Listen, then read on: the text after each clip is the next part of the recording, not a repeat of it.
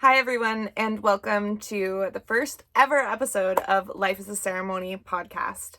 I'm your host, Keelia Ryan. On this podcast, we're going to be discussing everything related to plant-allied recovery, spirituality, health, wellness. I'm really so grateful to get to be diving deep, and the people that I'm going to have onto this podcast are leaders in the field, and I'm so excited to keep diving deep with this topic, plant-allied recovery, and really claim my story. For a really long time now, I've been living this kind of double life. And this episode is my coming out as a person in recovery who also sits with psychedelics. That is something that many people close to me know about my journey, the path that it's taken.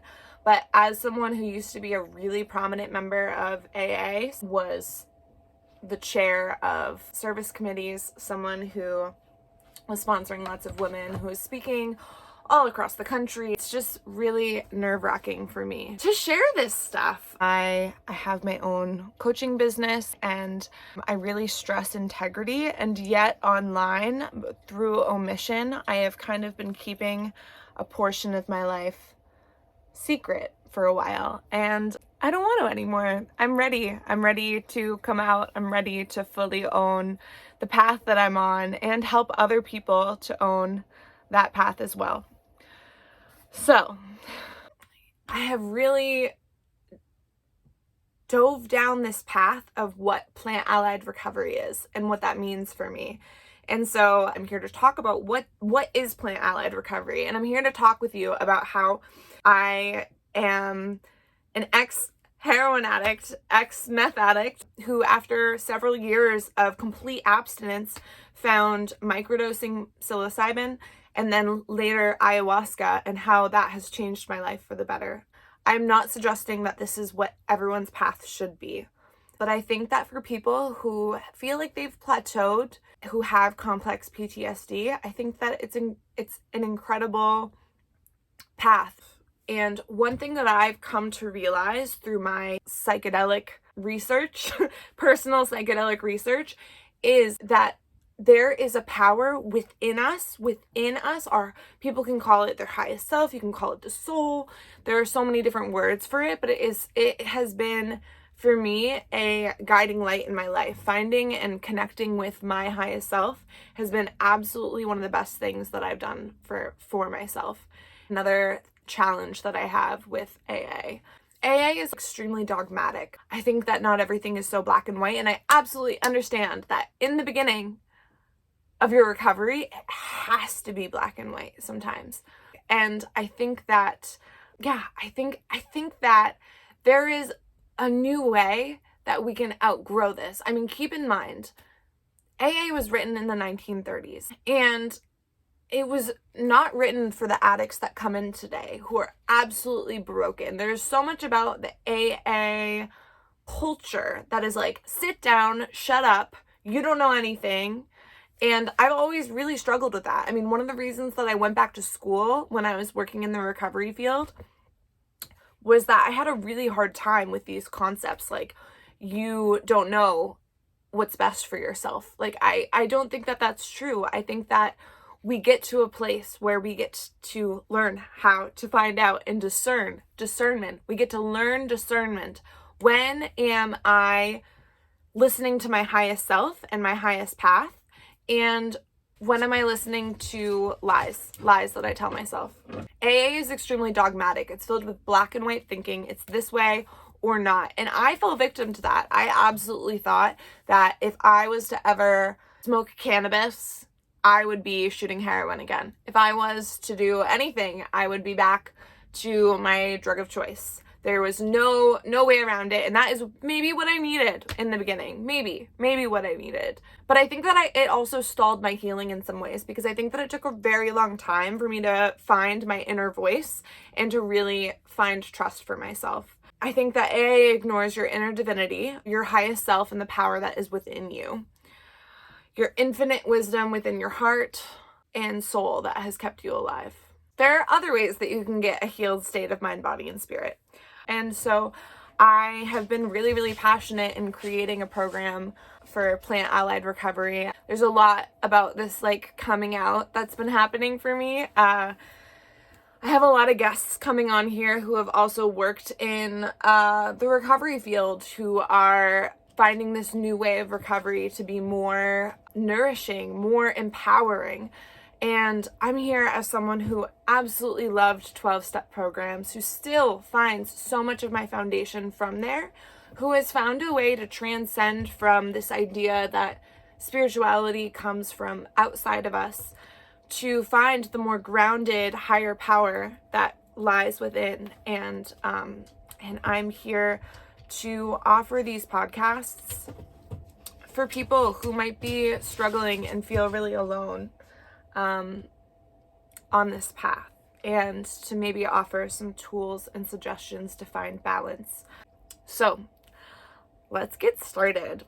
So a little bit about my backstory. I've been studying social work for a long time now, and I have so many trainings. In seeking my own healing, I've always been someone who has absorbed knowledge. I just like always want to grow and learn. And for me, that has looked like studying social work because I was so passionate about healing my own trauma. It has looked like being a certified spiritual life coach, a psychedelic integration coach, a holistic health and wellness coach, a certified holistic herbalist, direct support provider, certified recovery advisor, peer support specialist. I mean, I have had so many trainings in this pursuit of my own healing. I've always been someone who has been so passionate about helping other people as well. I mean, I think that a gift of mine is my one-on-one talking. I think that one-on-one coaching is really where I feel the most connected to my highest self. And when I'm working with a client, I feel like I become a direct channel and take myself out of it. And so I've collected all of these areas of study over the years, and a part of that was to heal from my own stuff. So as I tell my story, I'm really going to share about how these things affected me. So to start, I have a brother who has special needs, and I feel like that really kind of prepared me for this space holding role, this having to trust my intuition role. He's the most beautiful gift, and honestly such a blessing. I mean, he is like a pure light being because he has this developmental disability and will always be, you know, like a 4-year-old, and right now he's 26 in a 26-year-old's body, who just, his favorite things in the world are so simple, and he's really just the most beautiful, divine light being ever, and such an inspiration for me. So I feel like that really put me in a role of caretaking. Also, just the pattern that I knew from my mom being a social worker, my brother having special needs, my dad working with the homeless population. I think just everyone around me was always caretaking and taking care of others. And so that has been something that I came into the halls of AA already having this deep-rooted desire to help others and to hold space for others. When I was 16, I was kidnapped and held against my will. I'm not going to go too much into it because I'm trying to avoid the trigger warnings, but I did have some sexual abuse that I had to overcome and heal from. And at 16, you know, all of my friends knew what had happened. And I think kids just really don't know, at least back then, kids, we're talking over a decade ago, kids really did not know about mental health, and there wasn't as much mental health awareness, and they really didn't know how to be sensitive to my case. And so at the same time, just kind of like the perfect storm, I had scoliosis. I had to have a back surgery, and so my entire spine was fused together, but I was prescribed pain medication from a really young age. I was on oxys, fentanyl patches, and it was the perfect way to escape the unhealed trauma within myself. I did not have the tools yet as to how to deal with that trauma. And so by being prescribed these very potent medications that made me feel numb, I no longer had to live with some of the trauma symptoms. So I started self-medicating with those. And I found psychedelics at some point, and I started to believe that there was more out there than this. I felt so connected to the entire universe my very first time sitting with mushrooms when I was like 16 or 17. And I remember what a powerful moment that was in my life. But because of the opiates and the other self-medicating habits that I had, it wasn't enough to fully change my life. And it wasn't a ceremonial setting. I was just taking it with a partner of mine. And it was safe, but it wasn't necessarily, there wasn't healing intentions. The intention was to trip. So that partner of mine I lived with for 3.5 years, and he ended up committing suicide when I was 19. That was really where my addiction took off. And I intentionally put myself into the homeless shelter and intentionally touched a needle and heroin for the first time in my life. And that started a 1.5 year bender where lots more sexual assault and traumas happened for me. Being alone on the streets and in that state, and just honestly really like at that point in my life, like I was too afraid to kill myself outright. And I felt like this was passively killing myself by continuing to use drugs. I felt like I was passively killing myself. And at the time, it was really what I thought I deserved. I didn't understand suicide. I didn't understand the trauma or how to deal with grief. The best coping mechanism I had at the time was drugs. I continued to use, and eventually through this 12 steps, which I am not here trying to bash the 12 steps or the AA program at all. In fact, it has truly saved my life. I don't know if I've made that clear in this podcast. I really want to make sure that as I'm talking about plant allied recovery, I am being mindful of all of the benefits and gifts of AA. I feel like I plateaued and it wasn't the space for me, but I feel like the program of AA is still absolutely something that fits into psychedelics. I mean, AA was birthed from psychedelics. I'm neurodivergent, so I kind of jump around a little bit. AA was birthed from psychedelics. It was birthed from when Bill Wilson, who's the co-founder of AA, in his story in chapter 1, talks about being at the hospital for the second time and dropping down to his knees and having this spiritual, like, white light experience with God. He was on the belladonna treatment, which is a psychedelic. So AA was birthed from psychedelics, just FYI. Anywho, so I tried getting sober a few times. It never stuck. I feel like I never really changed the person within me. I would go to meetings, I did the steps, but there wasn't any deep, long-lasting changes. And something different happened this time through. I woke up, I had been shooting meth and heroin for over a week. I was on the verge of losing my job. I hadn't slept in a week because I had been shooting meth, and I was exhausted, and I realized I had just turned 23, and I realized that if I didn't do something soon, I was gonna die. Like that, for some reason, I don't know if it was like my spirit guides coming into me and explaining to me, hey, like, you don't have any more chances. I had OD'd several times before, and I knew my luck was running thin. So I tried calling detoxes. I tried calling treatment centers. There was nothing that I could afford. I was doing it on my own. At the time in Maine, there was only 3 female beds for like all of southern Maine. So the only thing available to me was to go to put myself intentionally into a mental hospital, which I did. I ended up doing all of my own research trying to find a sober house to get into. I couldn't afford any traditional sober houses with the money that I had, and I was out of luck. I ended up going to an Oxford house, which is kind of like sober living. Everyone there is sober, but there's no house manager, there's no treatment. It is run democratically by everyone who lives there. And the place that I moved into happened to be on the same street as my dealer.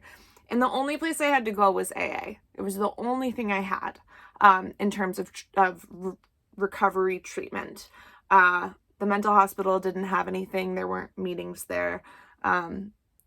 This Oxford house was great for accountability, and I couldn't live with my ex who was using in our place anymore.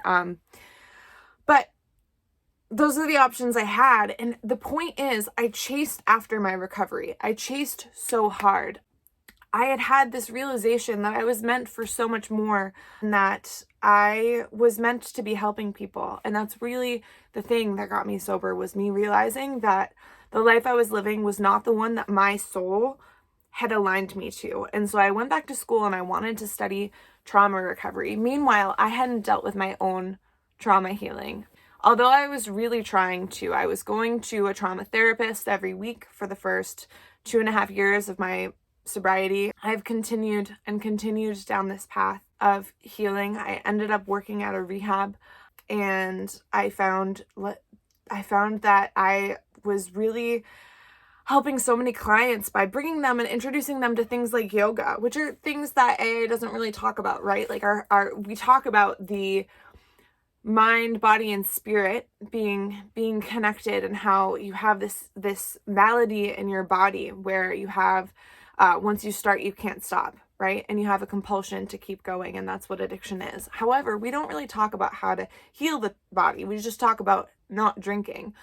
Meanwhile, everyone in AA is drinking energy drinks and smoking cigarettes and vaping and all of those things, which I had another realization. Kind of two things happened at once when I was about a little over 2 years sober. The first one is that I was starting to have these really intense health issues, which turned out to be as a result of my compulsive energy drink use. I was extremely healthy. It's so funny. It's like, it was so not in alignment with my soul, but it was just the thing to do when you're in recovery, I guess, is to consume copious amounts of caffeine, because it's the only thing you got that is allowed, And so, yeah, I ended up realizing that I had my liver was inflamed, and I was having these fainting spells, and it was a result of drinking energy drinks. And I went to the doctor and had my blood levels tested, and she was like, "Are you sure you're sober?" And I was like, "Yeah, I haven't touched any mind-altering substance in years, not even cannabis, nothing." And she was like, "Okay, well, your liver is inflamed." And I was eating extremely healthy. I ate organic and was raised a vegetarian, and it wasn't my eating. And I finally realized that it was the energy drinks. So that's kind of when I started looking into the healing power of plants. I was like, I feel like coffee isn't enough for me. I was like, I used to be a meth addict. I need something with a little more oomph. And so I ended up looking into herbs that brought energy and kind of learning about like how to heal the systems within the body. And I got so passionate about it, I ended up signing up for a class and was trained as a certified holistic herbalist. And that was really my first introduction. Now, at the same time that this was happening, I was also trying to actively heal from traumas. I was in EMDR, which is a type of therapy where you are basically recoding your brain to bring all of the energy, to bring all of the traumatic memories up and process them correctly from your hippocampus back. And so in this process, I was bringing all of these, it's a very long process. I was going through a 6-month process of EMDR. And during this process, I was bringing all of these traumatic and repressed memories up to the forefront of my brain. And I felt like a raw nerve. I was walking around 2.5 years sober, and I was in school full time. I was passionate about wanting to start the first trauma-informed women's sober house in Maine. That was something that was like a passion and the thing that was driving me at the time. I was the chairperson for the Maine Committee of Young People in AA. I was speaking at lots of meetings. I was sponsoring lots of women, in school for social work full-time, working at a rehab full-time, and I felt like I was going out of my mind. I was having panic attacks for the smallest reasons, and I could not figure it out, and I was deeply in therapy, and so I made the decision and talked to my sponsor to start microdosing. I had learned through the holistic herbalism and was beginning to have this shift and believing in the power of plants and the sentience within herbs too. Like, I really believe that there is a sentience in plants that we can connect to and tap into. And so I was starting to go down that path, and I began microdosing. And from microdosing, I remember for the first time in a long time, I no longer saw nature as my enemy, after being homeless and having to survive the elements, especially homeless in Maine in the winter without having a place. I don't mean couch surfing. I mean, I literally was living in an abandoned garage with no heat in the middle of winter, going to the hospital for frostbite all the time. And so nature wasn't my friend. And I remember microdosing for the first time, loving nature again, and remembering when I was a kid and I used to speak with the trees, and remembering the passion that I had for being outside. So that was a huge change for me. And so that started. I realized in this process, I felt disconnected from the AA community. All of a sudden I had this dirty little secret. And so I started to not feel like I had a community. And I spoke to a friend who I knew was in recovery and I knew had been utilizing psilocybin. And he suggested I go to a plant medicine ceremony and have a deep dive. And so I did. I ended up going to an ayahuasca ceremony. It changed my life. My very first ceremony, I realized how much guilt I had held on to for my partner who had hung himself in our apartment. I realized that I carried around that guilt with me, and finally let it go. And I actually had a conversation with him and saw him forgiving me and telling me that there was nothing I could have done. It was all divine and how it was meant to be. And it was the most beautiful, relieving experience to have that weight of that guilt lifted from me. And I finally started to really come into myself. I started to dance and I started to really get to know who I was. I was a dancer when I was younger and I felt like a stranger in my body. And as a result of my spinal fusion, I still felt like such a stranger in my body. And I started to really fall in love with my body again and really start to heal all of these wounds through this space. Now, I'm going to be talking a lot about ayahuasca on this podcast. I have worked now for 3 different ayahuasca churches in this time period. It's been a wild journey. I was asked by, both times I wasn't seeking it. I was asked to come on and to facilitate and be a space holder. And I feel like being a space holder is always something that I've done in one way or another, and it's something that I've always been called to do. I spoke in the beginning of this about how my brother has special needs, and I feel like I really learned to listen to my intuition first because he couldn't communicate with normal language, and so that kind of psychic ability really helped me in those spaces. And I've learned so much more from studying under people serving ayahuasca. I started to find myself. And as I continued to sit and dig deep and go through all of the trauma, the kidnapping, the sexual traumas, and started to really, really heal these things within myself, I started to find my voice. I started to find who I really was, and I found the divinity within me that I could not find in AA. As someone who had childhood trauma, humility came very naturally to me. I needed to learn to believe in myself a little bit more. And so I really found that on this path.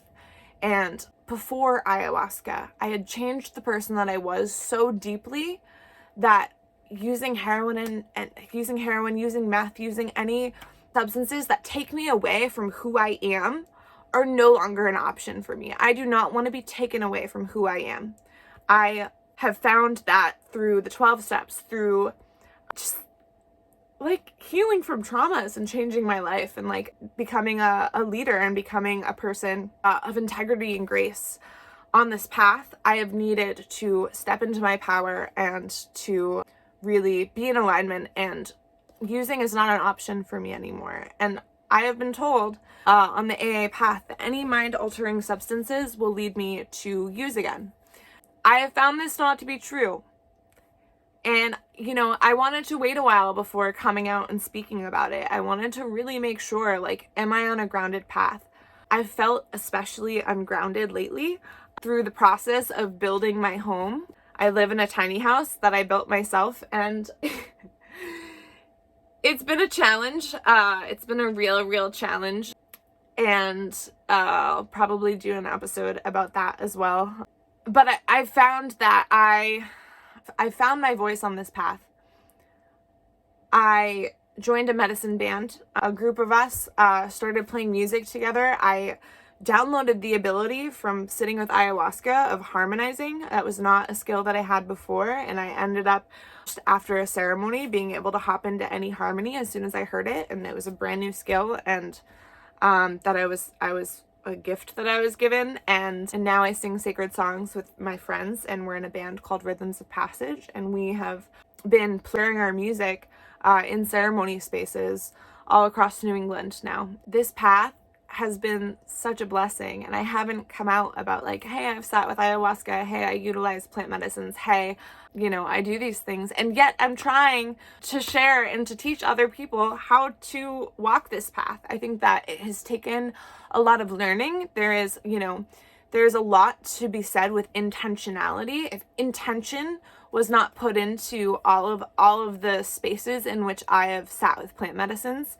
I don't think that it would have worked for me. I think that by bringing intention into not just sitting with plant medicines, but really everything that I tried to do, I fall short all the time, but I really try to, even, when I'm preparing myself a meal, or even when I'm like making my dog his meal, to try to really put intention and love into everything that I'm doing and forge my own way.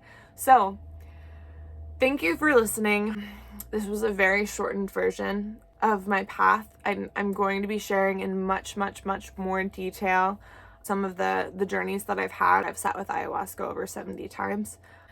Thank you so much for listening. Please support. My platform is very small right now, but I really do want to reach as many people on this path who feel alone, who are entering this plant-allied recovery path, because for me, it was extremely lonely in the beginning. When I was microdosing, I didn't feel quite like I fit in to AA, and I didn't quite fit into the plant medicine community yet either, because I hadn't done a deep dive or a ceremony yet. So I know how lonely this path can be, and I'm here to help. If you are interested in coaching, please visit lifeasaceremony.com. I'll link it below, and reach out to me. I offer financial assistance, and I really just want to be able to help as many people as I possibly can on this journey. So please feel free to reach out. I love chatting. If you leave a review, if you're wherever you listen to podcasts, if you like this, and leave a review and email lifeasaceremony@gmail.com, I will send you my free microdosing ebook. Yeah, that's it. First podcast. Woo! Thank you guys.